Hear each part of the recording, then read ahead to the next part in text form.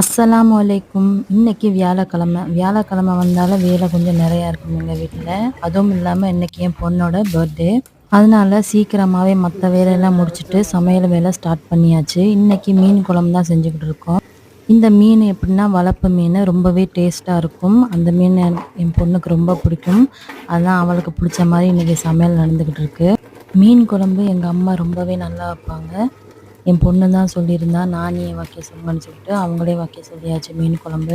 இதுக்கு வெங்காயம், தக்காளி, இஞ்சி, பூண்டு, சோம்பு, மிளகு எல்லாம் பேஸ்ட் பண்ணிக்கிடுவாங்க. அதுக்கப்புறம் தாளிக்கும் போது வெந்தயம், ஜீரகம், சோம்பு, வெங்காயம், தக்காளி, பச்சை மிளகாய், கருவேப்பிலை போட்டு தாளிச்சிட்டு அரைச்ச விழுதால் சேர்த்துட்டு மட்டன் மசாலா, கரம் மசாலா, மஞ்சள் தூள், மிளகாய் தூள் போட்டு நல்லா எண்ணெயிலே வதக்கிட்டு வாஷ் பண்ணி வச்ச மீனையும் போட்டு நல்லா வதக்கிக்கிடுவாங்க. அதுக்கப்புறம் கொத்தமல்லி, புதினா, புளி கரைசல் எல்லாம் ஊற்றிட்டு இறக்க போகிற நேரத்தில் கொஞ்சம் தேங்காய் அரைச்சி ஊற்றிடுவாங்க. ரொம்பவே டேஸ்ட்டாக இருக்கும். இந்த குழம்பு கண்டிப்பாக ட்ரை பண்ணி பாருங்கள். இந்த மீன் பேர் வந்து ரூப்சந்தா.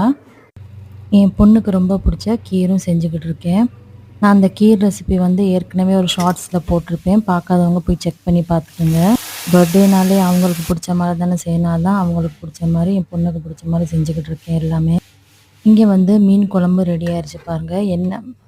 நல்ல எண்ணெய் மிதக்க மிதக்க நல்ல சூப்பராக வந்திருக்கு பாருங்கள். நல்ல திக்காக வந்திருக்கு. கண்டிப்பாக அந்த மீன் வாங்கி ட்ரை பண்ணி பாருங்கள். வேறு மீன் நீங்கள் சாப்பிடவே மாட்டீங்க. இதுக்கு வந்து தேங்காய் பால், நெய்ச்சோறு தான் ரொம்ப டேஸ்ட்டாக இருக்கும். நான் வந்து தேங்காய் பால் கொக்கோ மேஜிக் தான் எடுத்திருந்தேன் 200 ml.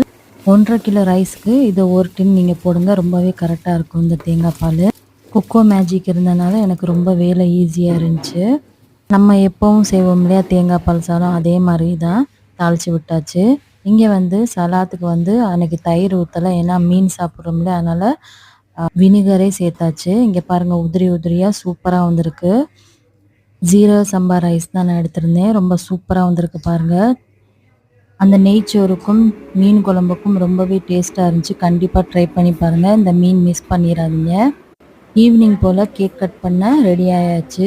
நான் சொன்ன கேக்குமே வந்தாச்சு. சர்ப்ரைஸாக இருந்துச்சு என் பொண்ணுக்கு மட்டும் இல்லை, என் ஹஸ்பண்டுக்கு ரொம்ப சர்ப்ரைஸாக இருந்துச்சு. கேக் கட் பண்ணிவிட்டு சமோசா, ஜூஸ் எல்லாம் தான் இருந்துச்சு. அதெல்லாம் வச்சு எல்லாருக்குமே கொடுத்தாச்சு. இன்னொரு நாளைக்கு வேற ஒரு வீடியோவில் பார்க்கலாம். அஸ்ஸலாமு அலைக்கும்.